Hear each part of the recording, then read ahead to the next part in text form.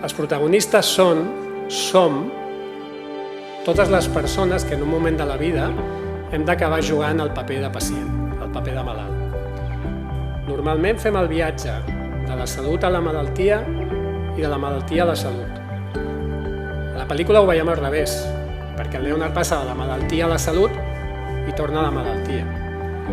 Per això trobo que és molt interessant una frase que el Leonard diu quan el doctor Sachs li demana què t'agradaria fer avui. I el Leonard, el tràiler ho hem vist, li contesta tot, everything. M'agradaria fer tot el que vosaltres doneu per descomptat.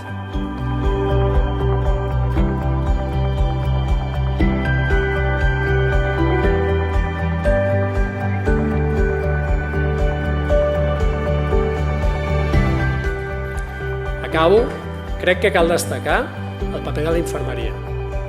I és per això que estem molt contents que la doctora Judart ens acompanyi com a representant màxim a Catalunya d'aquest col·lectiu que és imprescindible.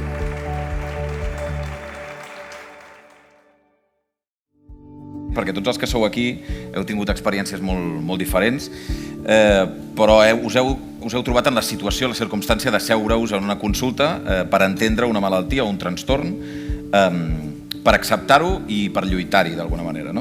Però clar, ara tocaria parlar de cirurgies, de malalties, i en canvi avui estic com a papà. Avui el meu paper és de pare d'un nen molt especial. El Josep té un trastorn que fa que no parli. Hi ha un afegitó que és com he canviat com a professional, com a metge, no? El nivell d'empatia, de paciència que puc tenir amb un pacient. La major part dels meus pacients són gent gran y yo creo que he cambiado y creo que he cambiado a millor. Y bueno, pues gracias al equipo de quirúrgica que me han cuidado mucho y me siguen cuidando. Cuando esté recuperada pues haré todos los viajes y cumpliré pues sueños que todavía tengo por cumplir y los voy a cumplir, claro. Si no llegiràs mai cap més informe, ni aniràs a Google ni faràs res més, el que digui el metge.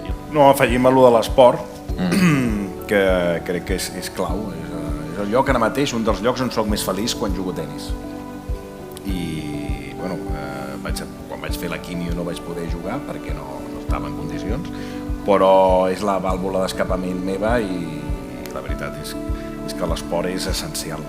Et permet desconnectar, et genera moltes coses i per mi és un dels elements, un dels moments que em generen felicitat és fer esport i en aquest cas m'agrada el tenis i jugar.